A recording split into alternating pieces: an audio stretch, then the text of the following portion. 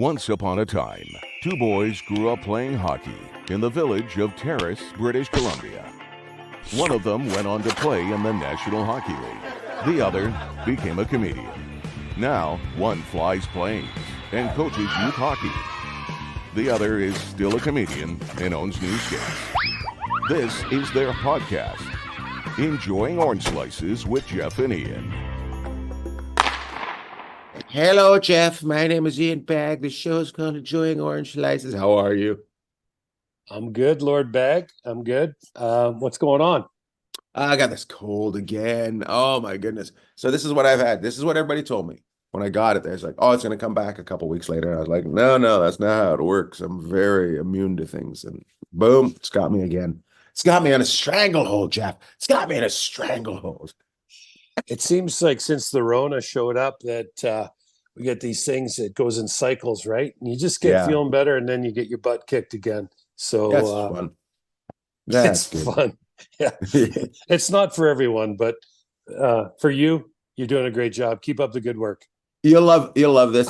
So the other, speaking of getting your butts kicked and in a cycle. Last week I was in Florida and the weather was bad, so I dumped my usual United flight through Chicago and said, I'll get a direct flight, right? I'll get a direct flight from Delta. So I bought a very expensive ticket on Delta, and I was going to get home at 10:30 a.m. Well, Sunday morning I woke up at 8:30 and my plane had left at 7:30.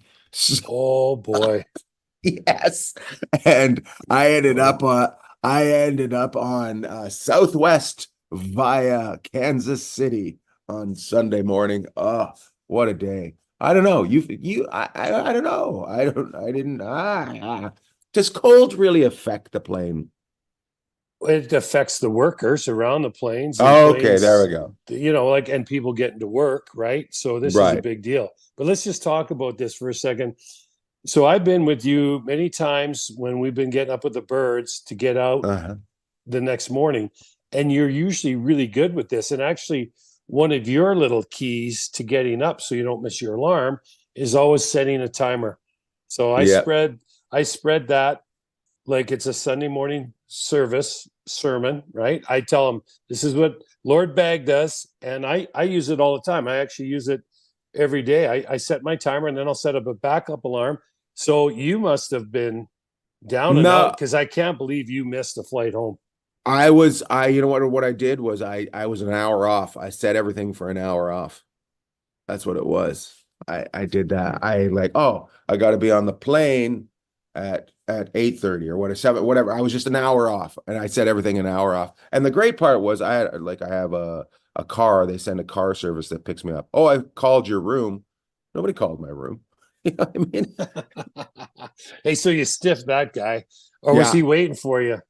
He didn't wait. He took off. I was in Dania Beach, which is basically Fort Lauderdale, and I was like 7 minutes from the airport. So I took the airport shuttle. That's what I did. What a great airport that is. Fort Lauderdale? Yeah. Yeah, I always like going in there. It's gotten so much busier than over the years, because everyone's like, why would we go to Miami when we can go to Fort Lauderdale? Yeah. But yeah, it's really cool. And you know how you get off the airplane in Hawaii, you get that kind of feel. You get the same kind of tropic feel when you get off the airplane in Fort Lauderdale. I always loved it. We always usually wait out front for the van for a few minutes, and I love it. I love Fort Lauderdale. I think it's great. And I've been in Tampa too, and that's a really cool place on the other side of the state. And just down the street, that's where the Florida Panthers play. And when I was there, had won 9 games in a row. They're hot. Mm-hmm. They are hot. You know, it's interesting to watch them because they kind of have come back with a vengeance this year. Like, you know, obviously showing that last year it just took them a while to get going, that these guys are an upper echelon team. But they're so greasy, you know. So greasy. Yeah, they're just so greasy. You know, they're kind of an old school kind of style. But yeah, Florida is one of the teams that is right there, and they kind of, they know who they are. A lot of teams, I would say the majority of teams kind of know who they are. Some teams don't, but Florida is definitely one of those teams that knows who they are. And when they come to the rink, we've said this before, nobody's guessing at what Coach Paul Maurice wants out of them. They know. And I think, coming to the rink with your mind kind of at ease, knowing what your job is or what's expected is really, makes a huge difference. And I can give you an example of another team in a minute that I'm not sure if they know when they come to the rink, what exactly is expected of them. Well, question for you. Do you think that this Florida team bought in more with Paul than they did in Winnipeg? Because I think that's what he was trying to create with that Winnipeg team, was kind of a greasy old school team, right? Yeah, well, he had a pretty greasy old school team. I mean, at one point, but they bought it a little bit more right. in Florida. Well, and if you look at what's happened now in Winnipeg, they're all in, right? I mean, Yeah, I they watched them found again last night. they found them. Yeah, they found their thing there. Yeah, I would have to say that watching Winnipeg probably is the best hockey the franchise has ever played. I mean, it's got to be hugely exciting for the Jets fans who, by the way, the Jets haven't been selling out the last year or so. They're selling out now, right? Because people are like back on the bandwagon, just like Vancouver. And again, there's two teams there that know what's expected of them when they come to the rink. And I'll give you an example of a team that I don't know right now is Toronto. Like, Toronto plays good in spurts, but if you watch them in their own zone, and like the last 3 or 4 games, they've given away a lead in a tied game late. They gave one away to the Islanders. They gave one away last night to the Oilers, and they gave one away on Saturday night to the Avalanche. Now, you could argue that 2 of those 3 teams are upper echelon, and the Islanders are punching above their weight, I think, for this year, and so those are 3 good teams. But still, I look at Toronto, and I don't see a team that really has a grasp of what the coaching staff is asking them to do, or maybe they don't understand it. And I could be wrong on that. Where do you think, when it comes to something like that, do you think it's more of the coach or the players that have the disconnect? Because it's a disconnect, right? It's obviously. So the message is getting lost, but is it getting lost coming out of the coach, or is it getting lost going into the players' mind? Because and I'm sure you've had this too, where you've tried to figure something out. You've just tried to figure something out, and you just leave it for a day, and then you look at it and you're like, how did I not see that? Well, it seems like Toronto doesn't take that day. They just can't see it. No, and in fairness, they've had a revolving door in goal.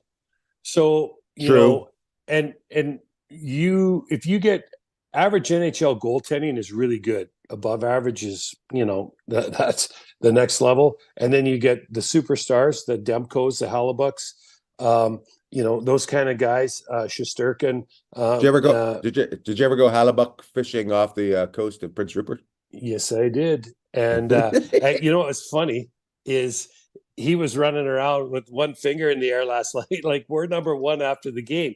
So that's pretty cool. And I watched him last night. Riding a stick. I had to chuckle last night watching the Winnipeg game. So it was Anders Lee that tipped it down about hip level. Nice redirect to tie the game 1-1. And Hallie's in the net with his hands up going, it's too high, like high stick. And all I could think about is flats. These 2 goalies have taken on his characteristics. Like the whole movement, everything was identical to Flats. So we'll take Flats down right now because that's awesome. Because he's going to have another Vezina candidate, if not the winner, in Halibuck again this year. So he's done a great job in Winnipeg. But I was howling at Flats. There's Halibuck in the net, raising his arm up. That's Wade Flaherty right there. The high stick. Anders Lee, 6'3". It was no higher than his hip. That's so funny. So I had to chirp Flats about that. I'm like, oh my God, this kid's turning out to be more like you all the time. And then of course Brossoit is playing out of his mind there too. So all really, really great stories in Winnipeg and Vancouver and I mean, in Florida as well. But when you're on the same page, but when you're not on the same page, and of course, Demko's healthy, Bobrovsky's healthy, and Halibuck's healthy, and the guys that are going in, out of the game, when they're getting a night off, are playing great. In Toronto, you have a little bit of a different kind of identity in the goal right now. And It's in not fairness, when it's not when Vegas went through 8 goaltenders in Toronto right now. It's just like they just keep going through goaltenders, searching. Whereas Vegas, everybody kept trying to get hurt, and then it just kept coming up with something good again. Yeah, so. and Vegas has got injuries again in goal, but I just watched like last night a couple times, and Edmonton can do this to you. Like, give Edmonton credit. Edmonton's right back at the top of their game. Edmonton can get you, spinning, right? I mean, they can get you turnstiling in your own zone. But watching Toronto, as that third period went on last night, they just are having a tough time locking it down in front of their goalie and not, giving up the grade A chances. Like, it's one thing if the guy scores from off the wing, like Draisaitl's first goal last night.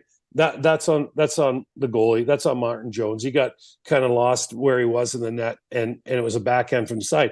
But a lot of the other stuff was point blank, and or walking out, and they're just losing coverage. And you can say, hey, our goaltending needs to give us more saves, but you need to kind of be more of a brick wall in front of your goaltender so he can make those saves and adjust your game. And I'm not sure.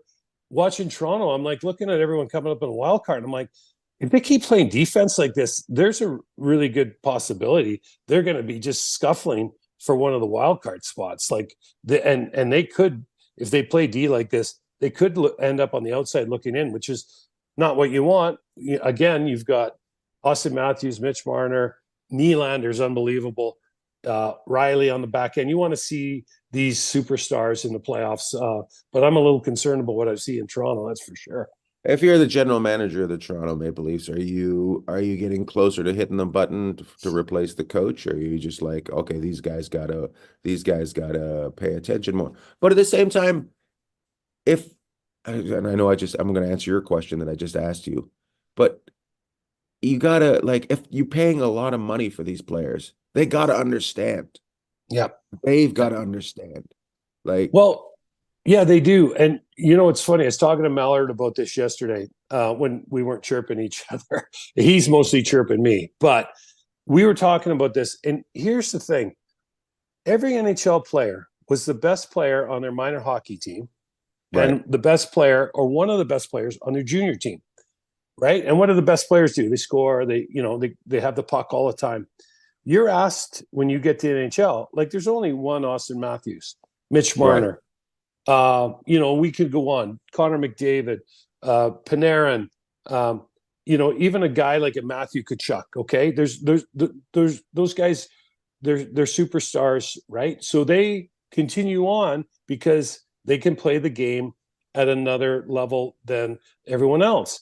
So you're asking people who have been the stars on their team their whole career or their life, and most likely into the American League or right in the NHL, to change their game a little bit. And in Toronto, you've got a lot of high octane there. And we're just talking about Toronto today, but there's other teams like this. And now you're asking them to do something they haven't really done. And Edmonton's another case of that, although it looks like Coach Knobloch has got Edmonton starting to pay a little bit more attention to the defensive side of the puck. And all of a sudden, their goaltender's stopping everything, right? Skinner's playing out of his mind.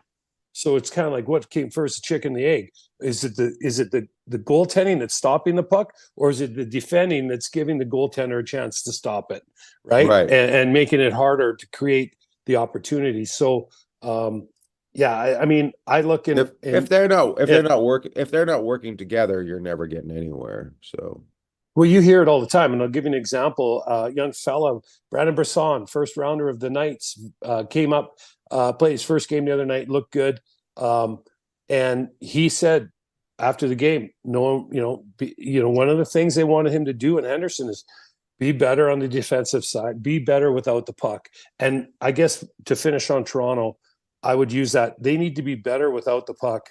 They need to identify where they need to be, and that's one of the biggest things that keeps these guys from, and Coach Cassidy said the other day, from having a longer career. If you're Austin Matthews and you're scoring 60 goals a year, okay, they might allow or Pasternak, they might allow the odd slip up. But if you're a 5 to 10 to 15 goal guy, you better know where your check is, and you better know where you're supposed to be in your zone, right? And right now in Toronto, they carry on, I think, to Calgary on Thursday. They're in Vancouver on Saturday.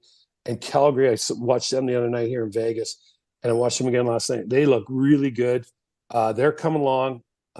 Again, the drama has the air has been taken out of the drama balloon in Calgary, and all of a sudden they're getting results. And Vancouver is just untouchable.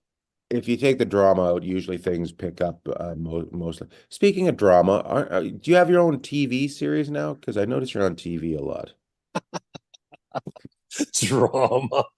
Are you getting a little? That's your favorite. I'm getting. I was gonna say that's your best line. That's my favorite line that you say when people start chirping. You go, "Listen, people, I'm better than you. I've been on TV."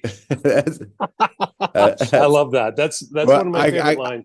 I can't say it to you because you're on TV all the time. I love it. So you guys had the I know we're bouncing around here. So you had the what did you have this weekend? You had the reunion of the Thunder, which is the IHL team that you played on. Okay, so the hockey historians out there, you know what? So hockey obviously got started a little bit later in some of these cities than others. And so in Vegas, there was hockey before the Las Vegas Thunder came, but we came to town in '93. So what Henderson Silver Knights and the VGK, the Vegas Golden Knights, did last year is they said, hey, we're going to start having one day a year where it's the Thunder Day. So last year it was against Calgary, and they played out of their minds. And Calgary, the Wranglers American League team, got a great team. This year it was against Milwaukee, and they didn't play out of their mind, and they got pumped. But we had a great day, and we're trying to build on it. And so Vegas, I said it the other night when I was on TV, but it's one of my favorite lines I ever heard. And my lovely and talented wife hates it when I keep saying it. But years ago, there used to be a show, and I probably brought this up before, Rock Line. And I forget the guy's name out of LA, but he was interviewing the late great Tom Petty. And they said to Tom Petty, they said, what song would you like to most be remembered for? What would you like to most be remembered for? And Tom Petty says, in that cool voice, he says, it was Bob Coburn on Rockline. That's what it was. He goes, Bob, I just like to be remembered. And so what the Golden Knights and the Silver Knights have done, I know it's awesome. I love it. They've remembered the Las Vegas Thunder, who got this thing going. And we were putting 12, 13,000 people in the weekends and some weeknights in the Thomas and Mack Center, which has historically been the UNLV Running Rebels basketball court, right? And then the built by the mob. Yeah. So they've got this going, and we got more guys in this year. And next year, we're going to get out in front of it even further. And we're going to have guys like Clint Malarchuk, Jim Kite, Alex Hicks, Jeff Christian, Andrew McBain, whose son Jack's doing a great job in Arizona. We're going to try and get more and more people that were part of the Thunder to come in and be a part of this, because really the hockey community here is, I don't know, compared to say like Montreal or Vancouver, Chicago, it's in its infancy. But and we've been very spoiled because the organization has been so successful. But the surge of the young kids coming is huge. And we had Busky out there, Pokey Reddick was there, right. Guys like Gordy Mark. We not all of us had Hall of Fame careers, but we all played, and it's really cool when an NHL organization and their AHL affiliate recognizes something. And I think it's kind of unique to Vegas. And we need to build the minor hockey here, because this is where I live now. And as you like to say, and I like to say, hockey's for everyone. So let's keep pushing the edges of it out. If you're not building it for 10 years in advance, you're going to lose. Yeah. Right. So that seems like the Vegas Golden Knights have gotten it down for that. And I like the way you used we still brought hockey up. You're like, it's a Serge Savard of children playing. The spinorama. Hey, how about, and then you can't talk about Serge Savard without Danny Gallivan. Oh, Danny. Robinson gingerly up through center ice. Just Remember, he could use the word gingerly. How do you get the word gingerly into a sentence? And especially in a hockey game, Danny Galvin was the best at it. So Danny would go out for a big night of Japanese food before the game, and he would have one of those candies afterwards. So he'd gingerly tell the game. he'd still have some ginger from his sushi. Oh my, yeah. Serge Savard, that's awesome. Serge Danny Savard. Galvin, I don't know. We've been all over the map today. So I love it. We have no guest because we are busy in show business and working. But we have guests coming up, and you can check them out. Make sure you go to headygear.com. Heady Gear's still with us. Headygear.com. Go check yourself, get yourself a backpack, show yourself off. Yeah, let's talk about Vancouver. Do you want to talk about Vancouver? Who do you want? Let's pick 3 teams we'll talk about. Okay, I'll start us off. Vancouver gets a lot of oxygen, so we don't need to talk about them. Well, no, but we should, for all the suffering fans out there, because I want them to enjoy the season, because it's been unreal, and they look like they could do it all. So does Winnipeg, which is super exciting. Vancouver might not have the best looking Hughes, but they've definitely got the most talented Hughes. Yeah, he's gonna do just fine. So I'm gonna go off. I was talking to Trent the other day. He goes, I love Hughes, but I don't know if we should have put the C on him, because every time he has to do one of those special event dropping of the pucks, he looks like he's being pushed out there. I don't want to. Okay, I'll do it. I love it. Anyways, back. Well, they're talking about his brother Luke for Rookie of the Year now that Bedard's out. So that family's crazy good. And don't forget about Jack. Jack is selling it. I don't know if Jack's selling it or some girl made it, but there's a shirt out that says, and it's in Jersey's colors, Hughes your daddy. our friend has one. I'm like, oh my God. Hey, I will give, I'll tip my hat when there's another good-looking man in the room. I'm not afraid to tip my hat. But I got to tell you, Jack Hughes, the girls love this guy. Love him. Everyone I talk to, Jack Hughes. It doesn't matter what age they are, they love him. And I was like, so these kids have everything, right? They've got an unbelievable. And then the young one coming, he's on the Rookie of the Year radar now, Luke. So the Jack and Luke are in New Jersey, and Quinn has been all world in Vancouver. I just thought it was a great pick for him to be captain, and obviously I think it is too. Yeah, Rick Tockett's he's pushing all the right buttons up there, and those guys are look like they're ready to win now. So did you read the article that it was on NHL Network, which I watch, and religiously, it's on the loop it's on the shores. Yeah, on the shores of Belmont. And then Bruce Bedard from the Western Conference Columbus Blue Jackets. Is that the Bruce Bedard you're talking about? If anybody listens to this show and they do Photoshop, please put Bruce Boudreau's head on Connor Bedard's body.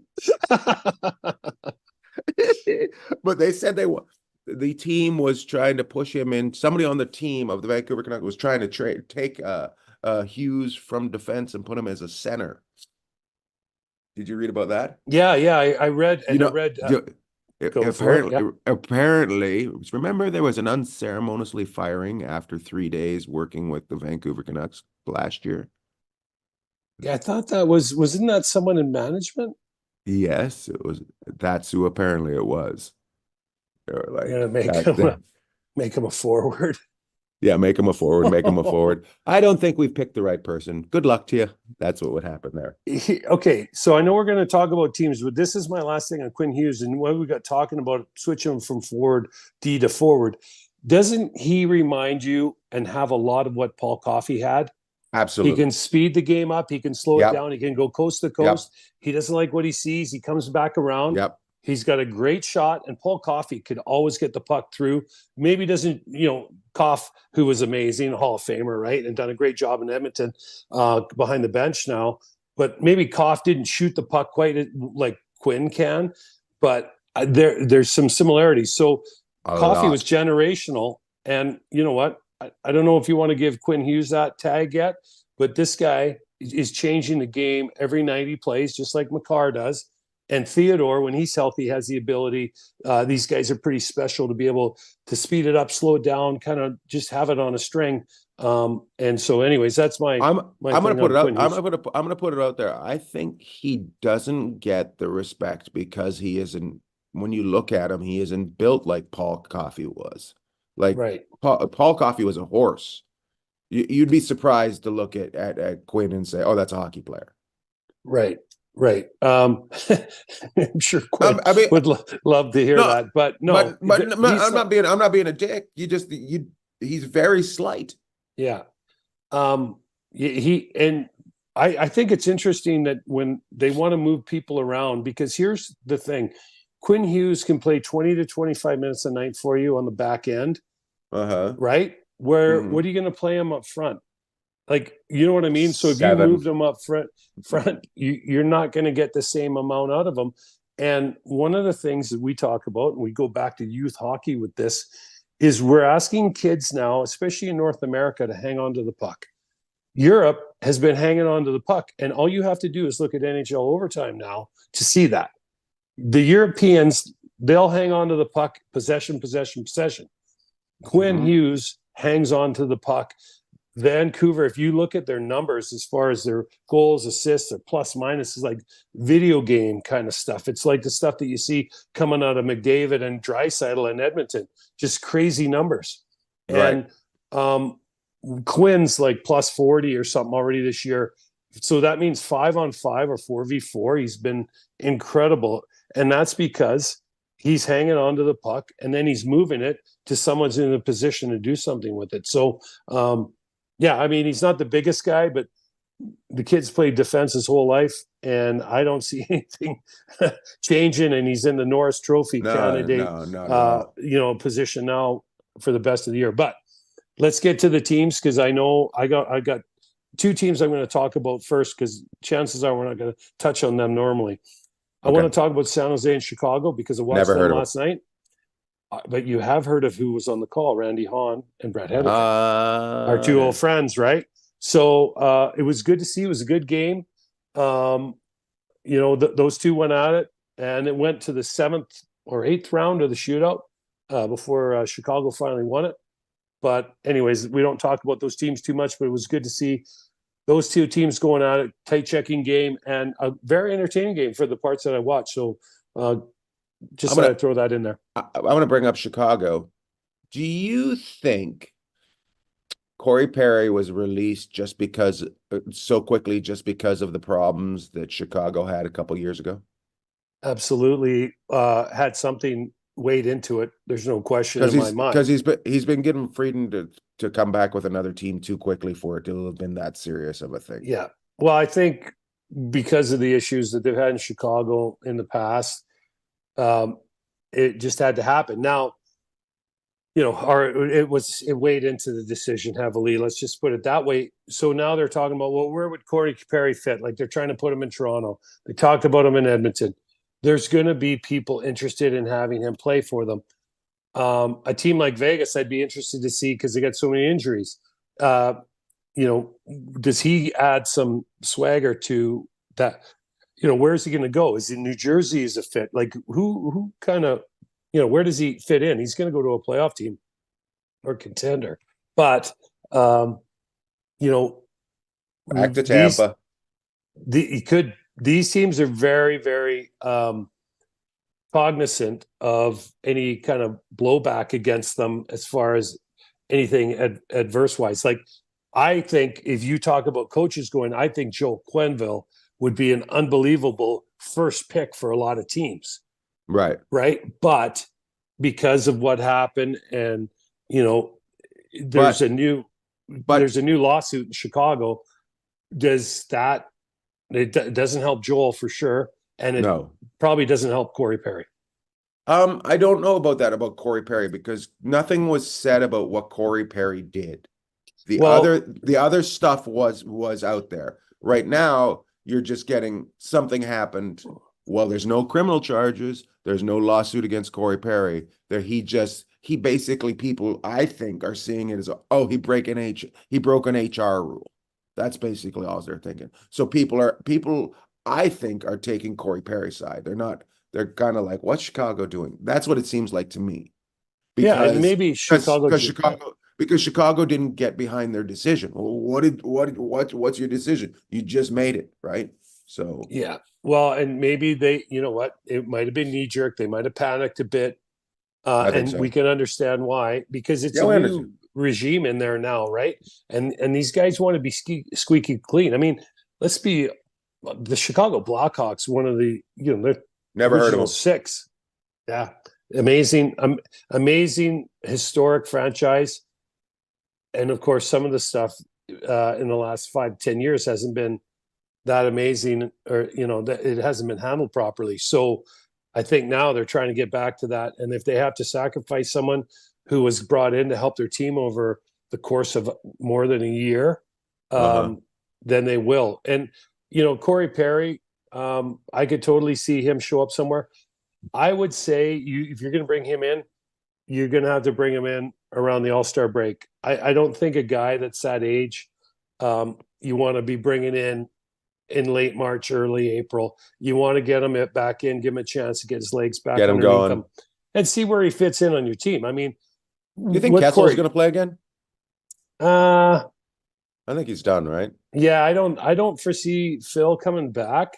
But I mean, if one thing I was impressed with Phil could still really skate.